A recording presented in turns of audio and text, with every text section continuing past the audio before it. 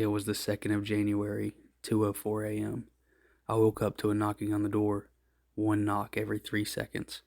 I slipped on my slippers and walked down the stairs. As I walked down, the knocking on the door got faster, almost like a heartbeat. When I got to the door, the knocking stopped. I looked outside and no one was there.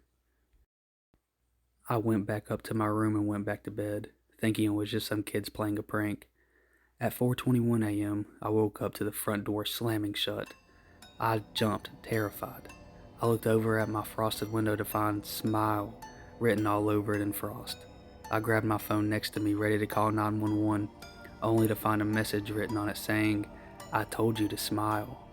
I cried and ran for my life, running outside.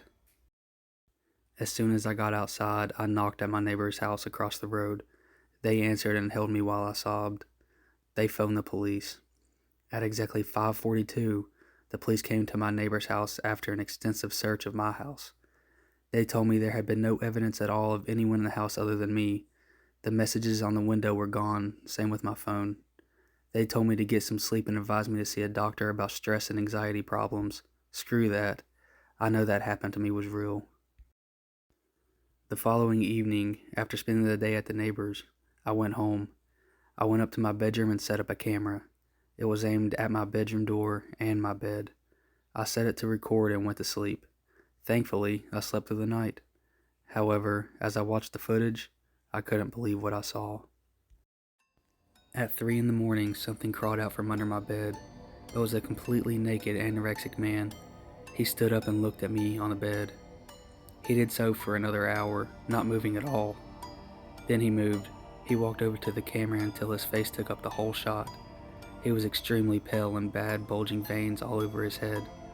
His eyes were completely black with a huge smile on his face. He stared at the camera for another 2 hours, not blinking, just slightly twisting his head every now and again. After 2 hours of him staring went past, he walked back over to my bed and crawled back under. I skipped the video forward until it showed me getting up and walking over to the camera. The video finished.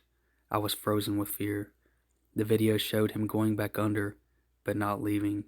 Whatever it was still there.